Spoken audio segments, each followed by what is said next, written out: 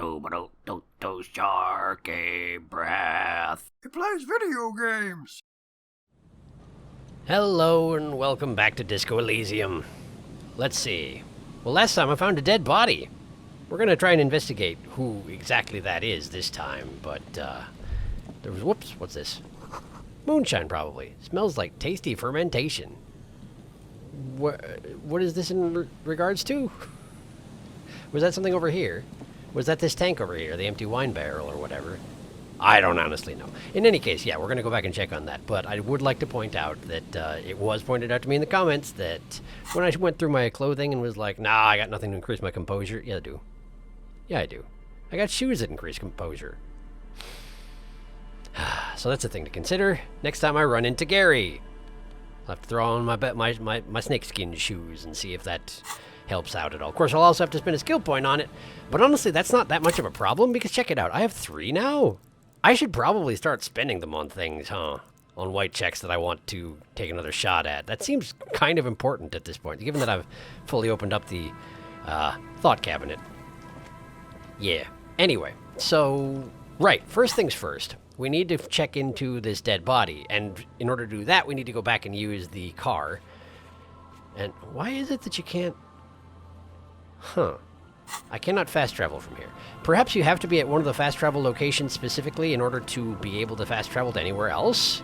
I'm not sure why that would be, but I get the impression that that is how it works, given that I cannot currently fast travel. I already checked out this whole area, right? Yeah, absolutely did. Wait, what's this? Did I check this out? Oh, look at that. Bunch of glass tear. All right, cool. Thanks. Do we want to grab the jacket just in case it is the one that the drunk guy lost? Oh, yeah, there it is. Filthy jacket. Use interact button on inventory to inspect the item. Okay, sure, let's grab it. Let us at least inspect it and find out if it is what I suspect it is. This filthy rag has been at the mercy of the elements for quite some time. It's streaked with seagull shit and abnormally stiff from God knows what natural processes. You can't even tell what brand it is. Well, maybe if I interact with it, we'll have some better luck? As you hold it in your hands, it makes an uncomfortable crunching sound. Man, how did this jacket get so disgusting? Let's not think about that right now. No, let's think about it right now. How did it get so disgusting? It's a sordid, filthy tale, not for the weak. Are you sure you can stomach it? I don't know. What's this skill check think? Some secrets are better left uncovered. Don't even try. Seriously. My composure thinks I shouldn't try. But, like, what's the point of the jacket otherwise? Okay, hang on. Let me think here. It's a filthy, stinking jacket, right? Right, let's don't think about it for now. Good choice. The less you think about the jacket, the better. Okay, put the filthy jacket away for now. What stats do I have that will help with processing the tail of this jacket? It's probably going to be... maybe endurance, maybe pain threshold. No, endurance is just like physical tolerance, so probably it's not going to be that, right? Last time I dealt with something stinky or gross, whenever I've dealt with stinky, gross things, it's been volition, right? It's hit me in the morale, I feel like. Well, tell you what, why don't I put on my green shoes and then take another shot at it and see if that makes any difference, right? Composure, cool. What is that? I'm getting rid of perception. That's okay. I want perception when I'm wandering around, but for this particular purpose, it should be fine. My jacket... Visual calculus and esprit de corps. Visual calculus is probably going to be useful for what I'm trying to do here, so I'm going to go ahead and keep that on. I've already got interfacing gloves, no problem there.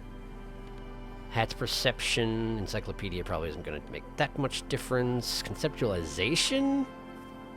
No, that's a jacket anyway. Savoir-faire, visual calculus, no thank you. Logic, sure. Double logic... but perception might be useful here too. I don't honestly know. Encyclopedia minus perception. There are so many options at this point, and there's only going to become more, you know? There's only going to get to be more. My shirt does what? Physical instrument and shivers. Let's put on my conceptualization shirt just for now. See if it helps with this particular task. I don't know why it would.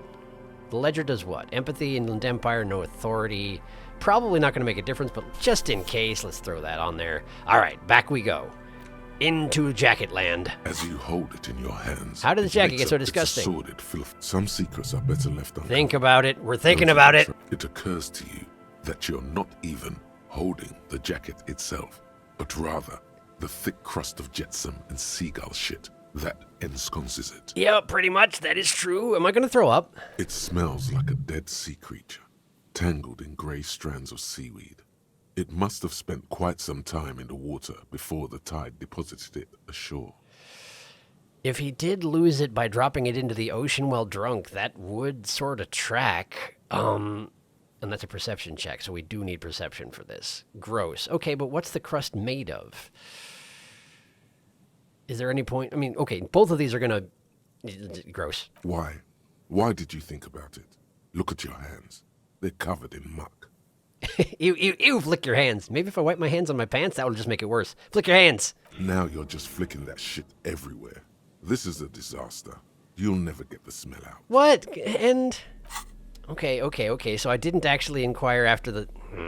All right, hang on. Back in. As you hold it in your hands, it makes an uncomfortable crunching sound. Why did I fondle the shit jacket again? Let's not think about that right now. Why? There is no why. Well, let's just put it away then. So...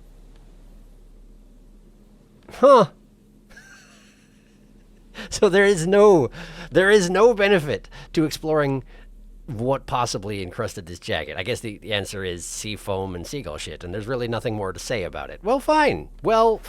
I guess that's fine.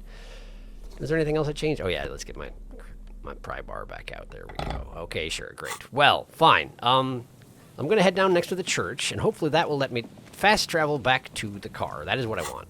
Hooray! That is exactly how it works. I'm not sure why, but that is how it works. Back to the waterfront. And it is 5:08, and my hands are filthy. Okay. Time to handle Kim's radio. I'm sure he won't mind at all. Inside, you see a set of steering levers, a radio microphone. Pick up the radio. This is Precinct 57. How may I assist you? Okay, let's see here. First off, did you find out more about the owner of the armored boots? Still no word, I'm afraid, sir. Well, that's I fine. know it must be frustrating. Was there anything else you wanted to ask? Yes. Let's see. First off, I need to report a dead body on the Martinez boardwalk.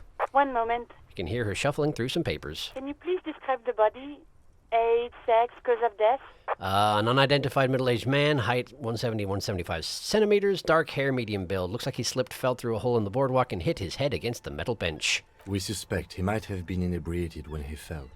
There were bottles all around him, and traces of vomit on his shirt. It's true. It seems like a pretty open and shut case. Any signs of violence? No, seems like it was an accident. Someone might have pushed him. Why would I mention that? Just to be a chaos spreader. It's okay. It seemed like an accident. No field autopsy necessary. Indeed. You can hear her quickly typing in the background. Mm-hmm. What about his belongings? Did you examine his clothes? He was wearing boots, trousers, and an old leather jacket with a bright blue lining. I found a library card from his pockets, and that's about it. Any information on the library card? It's from Central Jamrock Public Library. It belongs to someone named Billy Mejean. Good. You have a lead. I sure do. Do you and Lieutenant Kitsuragi want to take the case, or should I assign it to someone else? We're taking the case. I have assigned the case to Lieutenant Kitsuragi. Please follow up on this library lead to identify the man. We'll send someone to take the body to the morgue. Thank you. That's all for now. Thank you for reporting in. Is there anything else I can do for you? Well, I'd like to talk to the Jamrock Public Library, as it turns out, given that we've got this case we're on all of a sudden. Hold on, officer. Yes, ma'am.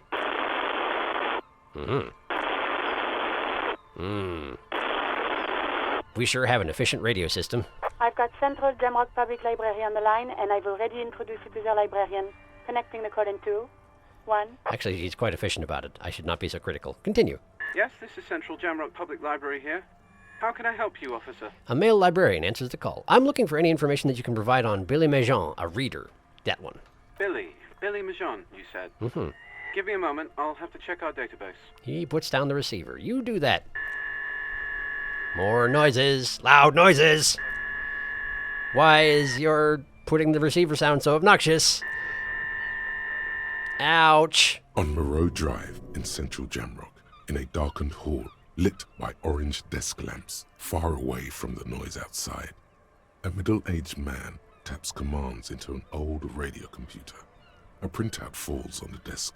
Behind him, a lonely reader scours some dusty bookshelves, looking for a paperback. Shivers.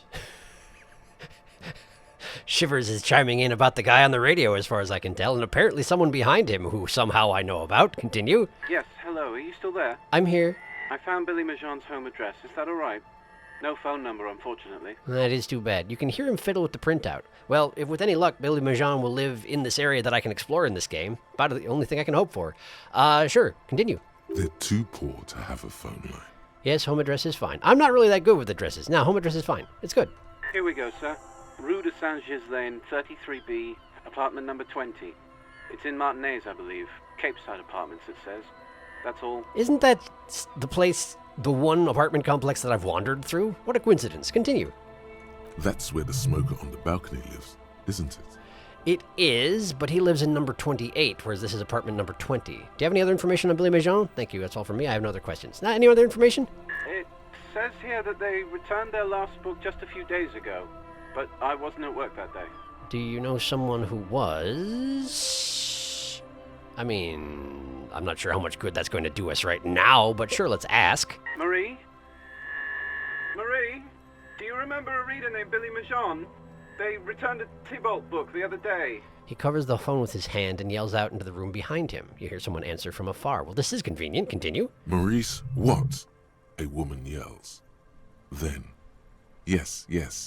Okay, if it was the police, she starts explaining something. It's kind of bizarre hearing hearing Marie talk in my brain voice. Continue. Yes, it was my colleague Marie. She said that it was Billy's husband who returned the book. He also asked for this new sci-fi release, Lowe's Radio City 87, but we don't have it yet. Now that's kind of what I was wondering about. Billy is not our corpse. Billy is his widow. Okay, the librarian is speaking into the phone again, by the way. Great. Cool. Continue. Good. You have a name now. So Billy Majon is a woman, not a man. How did your colleague know that it was her husband? Do you know the husband's name? Can Marie describe to me what the husband looks like? Start from the top. Marie knows Billy. She's been working here longer than me. Sometimes her husband returns some books for her. Okay. Do you know the husband's name? Sorry, no. Marie only knows him by sight. All right. Well, can you give me a description? Marie? A moment passes. She said it was an older man, and that she's pretty sure he'd had a drink or two the last time she saw him. Yeah. What was he wearing? 1 second. The librarian turns away from the phone again and relays the question. Sorry, Marie wasn't really paying any attention to that? Yeah, well, it's better than nothing in terms of leads. Thank you, that's all for me. I have no other questions. End call with the library. Happy we could help. Goodbye, officer. The librarian hangs up and the call gets redirected back to the station with a soft click. Continue. Anything else you need from me? I'm done with the radio for now. 57th, over and out. Her voice disappears into the void. In the cabin, you see... Close the door. Okay. So Billy Majon is apparently alive. And I'm guessing this thing got updated here. Dead body on the boardwalk, yes. Another dead body, this time on the Martinez boardwalk on the coast. Search the man's remains and follow the lead to see if you can verify his identity. Go to Billy Majon's apartment to deliver the bad news. It's in the apartment buildings in North Martinez, apartment number 20. Right. That does seem to be a thing I'm going to need to do. Maybe I should just do that right now. In fact, I was planning on going back to the church and investigating it and checking the traps and all that, but maybe I should just do that now. It's one of those things where it seems like if you find out that someone's husband is dead, then maybe you should make it a priority to make sure that they are made aware of that particular fact, eh? How do I get back to the apartment complex? Have to go around this way? I think I have to go around this way. Can't fast travel up that particular direction for some reason. It's still a little bit of a haul, but for whatever reason, I guess it just doesn't have enough artifacts for fast travel purposes, eh? Hey, what's this? The sea breeze carries more than salt. Meat, not rotten, not fresh. Grilled meat. Can I have some? Hang on. Wall. Just an ordinary wall. I can't look at the wall. Can't look at the wall. I'm an art cop, and I figure that might help at some point, but I may have to actually be better at perception. All right. Here we go. Right in here. Okay, number 20. Maybe she'll know where number 20 is. Can you help me with that? Hi, it's me. Give me a moment. The cleaning lady still seems to be having difficulty breathing. I'm looking for Billy Majon. Do you know where she lives? It's about Victor, isn't it? Yeah. It's always about Victor with her. You'll find the Majons in apartment 20 upstairs. It's one of those doors on the balcony. She narrows her pale gray eyes. Victor. Well, we have a name. Thank you. She really does know everything that goes on around here, doesn't she? All right. On the balcony upstairs. And here's a thought. If I'm going to be talking to a woman about her dead husband, this may be a good idea to deploy as much empathy as I can possibly manage, yes? It seems like that might be good. So here's what we're doing. First off, this. Which maybe I should have done second. And then second off, we're going to take out the Ledger of Failure and Hatred. We're going to, let's see here, drama, no. Conceptualization minus suggestion. I don't know if I'm going to need authority for this particular interaction. I'm going to go ahead and guess that I am not going to need that. Reaction, speed, rhetoric.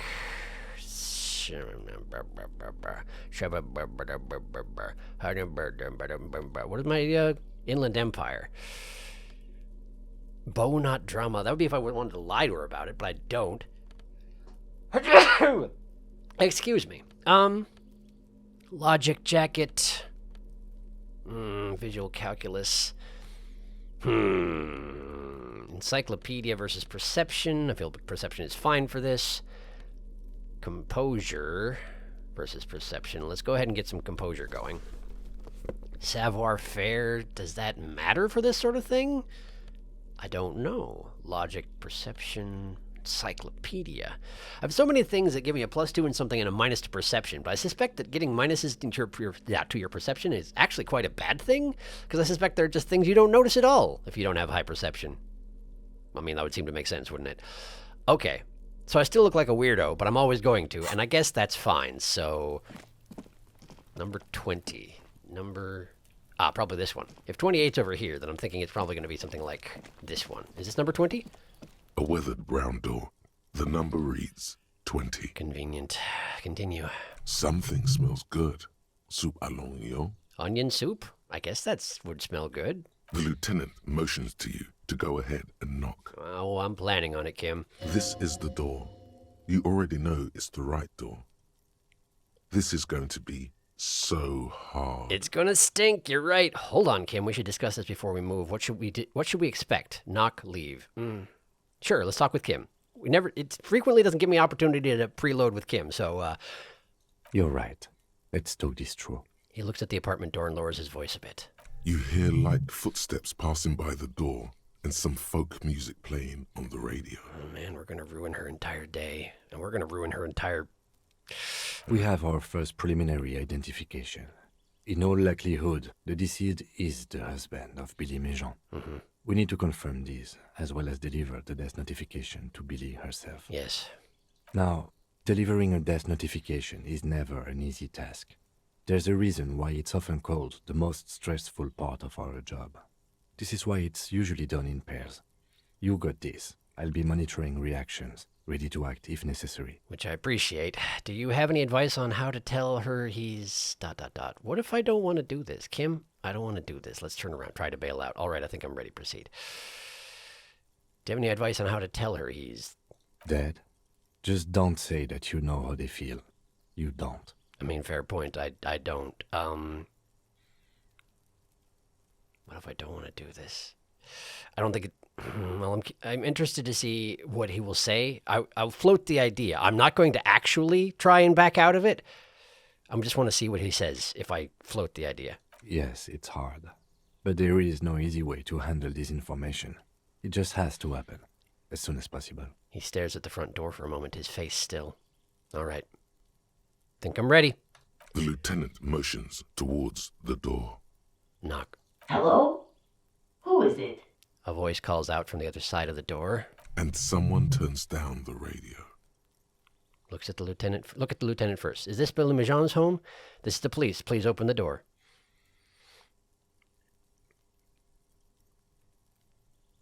Usually I take every opportunity. He gives you a short, encouraging nod. Thank you. Is this Billy Bichon's home? The police? A moment, please give us a moment. You hear shuffling inside. Continue. Tidying up. Nervously. I mean, understandable.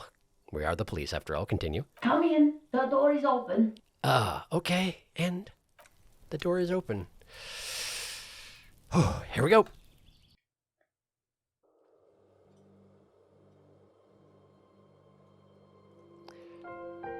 Oh, okay. Do you think she's gonna mind if I inspect all these orbs first? What's this? Hello, detective. Hello. An empty pack of red Astra cigarettes hidden under the bed. The same brand of cigarettes you found in the trash next to the deceased. Yeah, that makes sense. Windows covered in old newspaper clippings. Can't they afford curtains? Maybe not. Maybe not. Hi. Packages of humanitarian aid macaronis.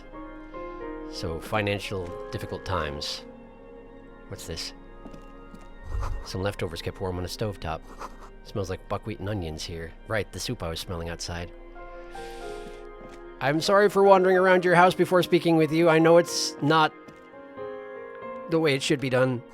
A chalk-drawn height chart for children's growth over the years. They've got a kid.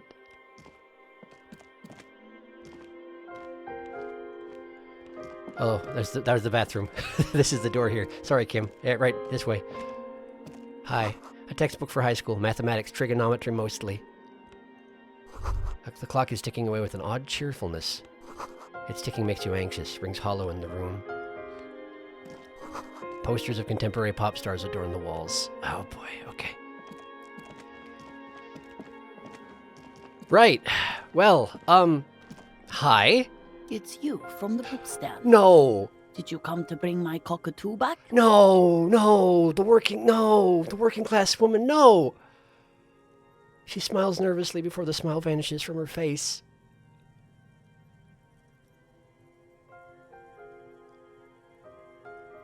I didn't... She was reading books outside. I recognized her. I didn't think about it. I was stalling. Continue. I don't think I introduced myself properly. I'm Billy. Would you like something to drink? Tea? Lemonade?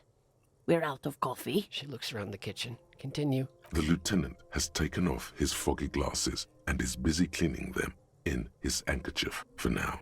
You're on your own here. Thanks, but I'm all right. I'm not really here for the tea. It's not about the cockatoo. I wouldn't get the opportunity to say it's not about the cockatoo if we hadn't had the discussion earlier, so... This is not going to be fun, so I'm going to... It's not about the cockatoo. She just nods. Keep it together. Your body language shouldn't give it away. Okay, continue. Sorry, I'm rambling. It's just that Victor often gets into all kinds of trouble.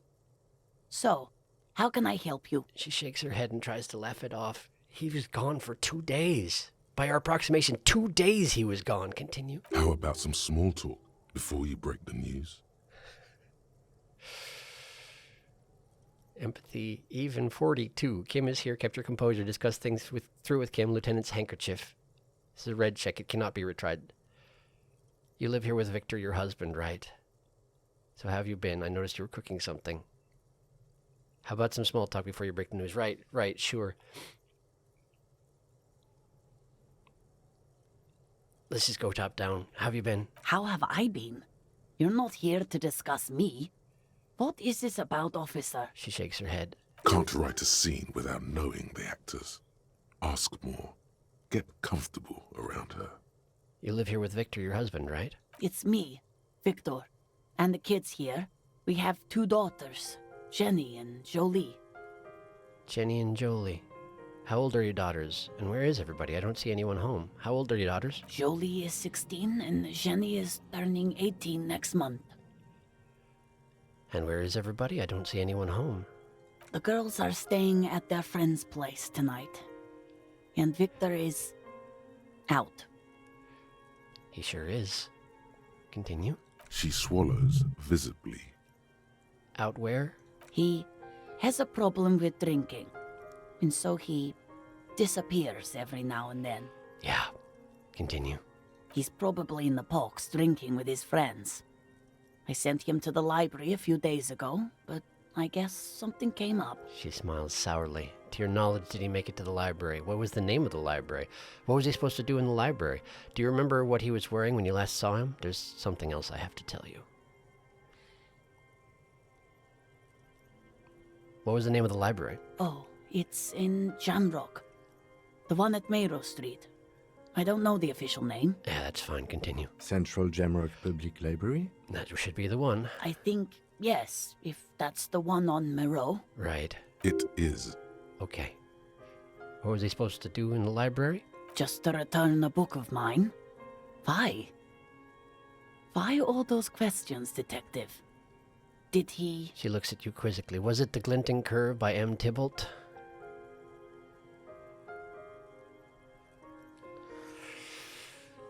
Do we let her give us the information?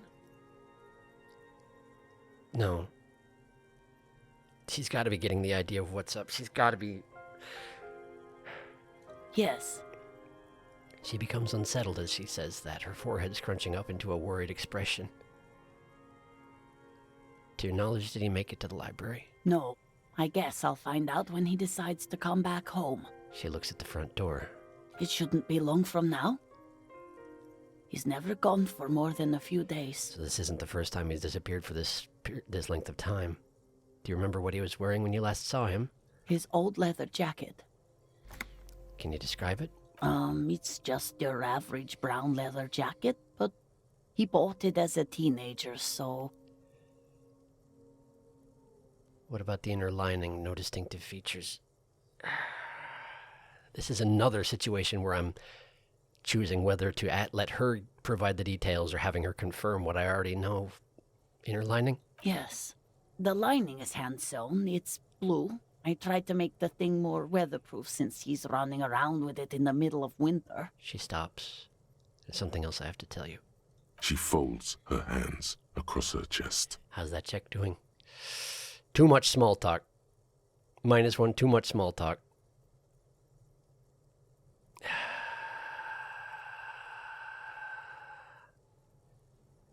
Too much small talk. We're already at too much.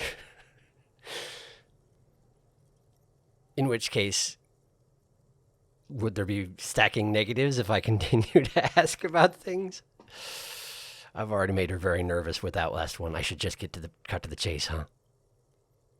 I got it better than even odds.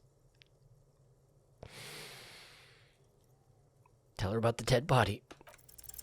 You've done this before. Just keep your focus. God, do I just say he's dead like that? Ma'am, I'm very sorry to say, but your husband, Victor Mijan, was found dead on the Martinez boardwalk.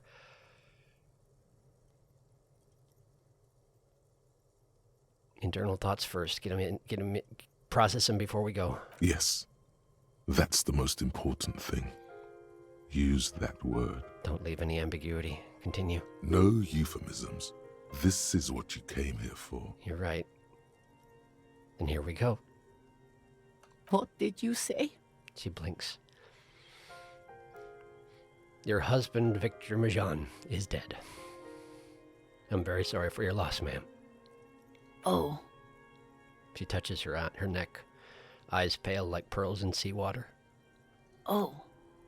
But he was just... She says again. She looks at the kitchen table where 2 cigarette butts are still in the tray. But he was just here. Alive. He was. We understand this comes as a huge shock. I want you to know that me and my partner are here for you if you have any questions. Take your time, ma'am. It's not much, but it's all we can do. Continue. What happened to him? She turns to you. Her neck and cheeks are covered with red blotches. Her double chin is shaking. It's still early to say, but at first glance it seems like he slipped and hit his head. It was an accident. He fell through a hole in the boardwalk and hit his head. No ambiguity.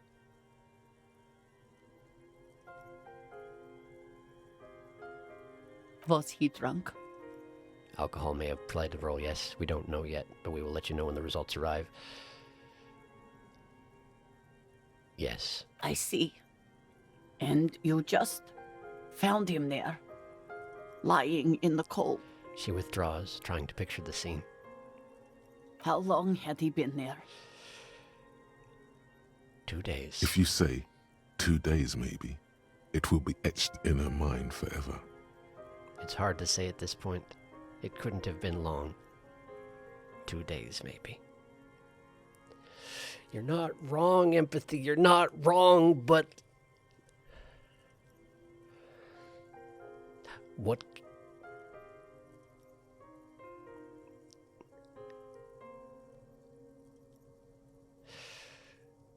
What else can I tell her?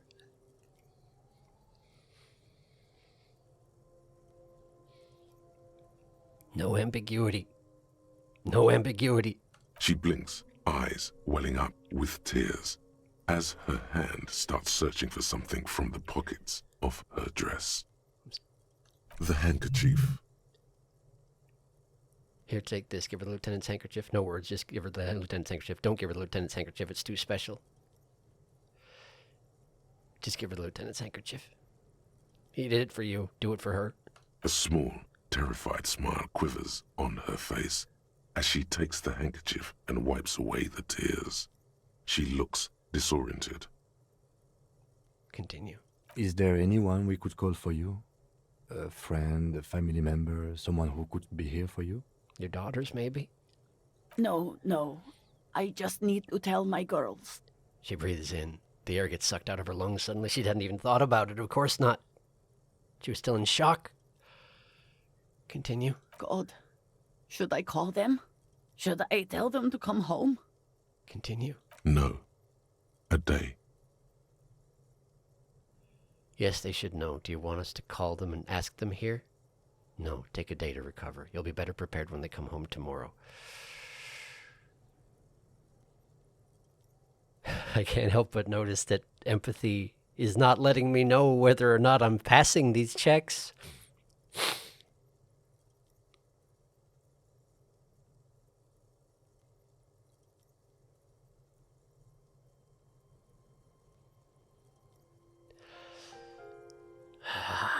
And that's particularly relevant because I feel like my initial instinct would be let them know as soon as possible. And at least they can comfort each other.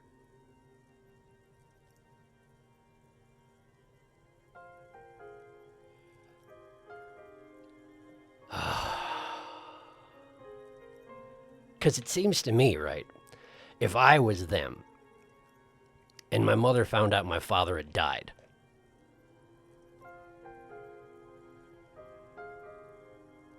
well, they're 16 and 18, late teenagers, starting to reach adulthood, but they're not there yet. This is going to be very, very difficult to process. I mean, it would be for anybody, but...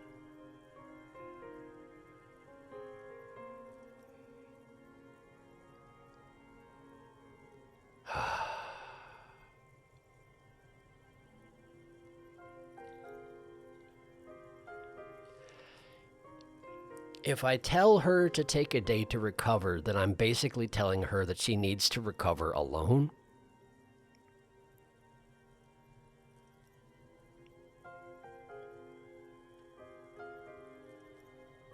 Empathy says no a day, but I don't know if I agree.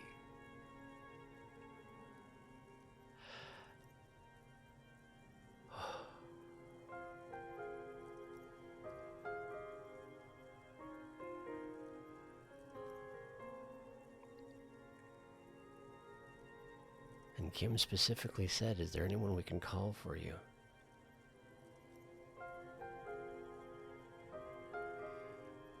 I disagree with Empathy. This is going to be really hard on her, but it's not going to get easier, and she's not going to recover in a day. They should know. They should know. No, I'll do it myself. She breathes again, holding onto her left side like she's in pain. Just tell me, what do I need to do next? Where is he? Can I see him? Continue. We've taken him to the city morgue.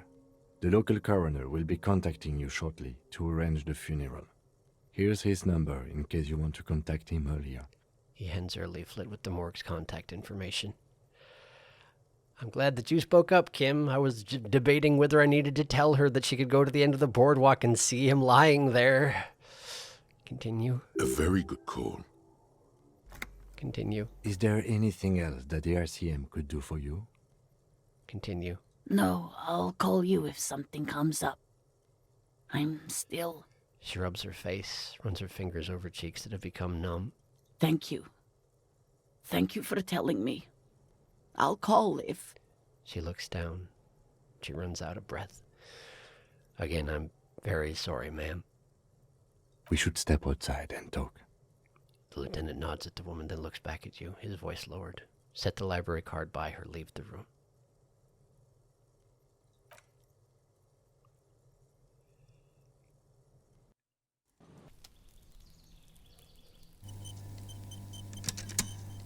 Hi, Kim.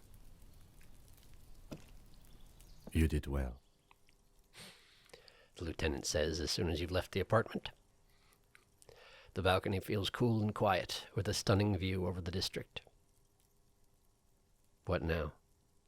I could have done more. Great, the case is closed then.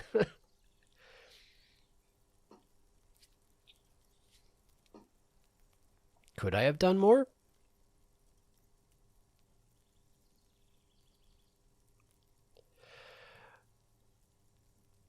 What could I have done?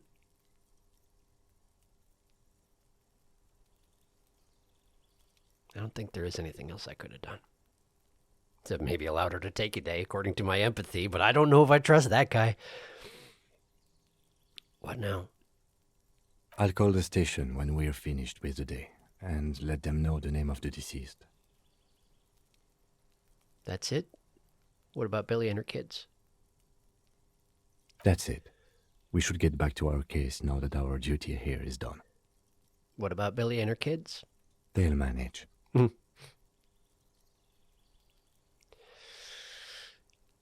guess they'll have to. Right. This is closed then. Let's go. He nods.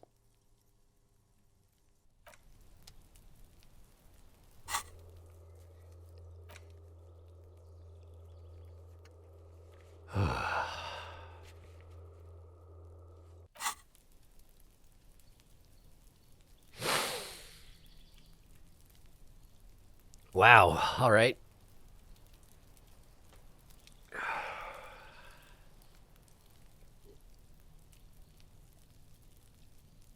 You know, it'll make for a pretty short episode, but I think I want to end this one here. The next thing to do is go back to the church and start checking the traps and all that sort of thing, but like,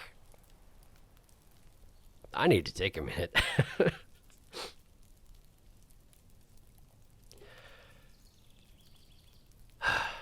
So yeah, next time we will in fact go check out the church. We'll try and find some of those traps, do what I said. Maybe check in with Morel back at the Whirling and Rags. If any, with any luck, that's where he'll be. I'd imagine we still got another episode or two before we're going to reach quite late enough in the day to come check on the smoking man. But thank you for watching. And I'll see you next time.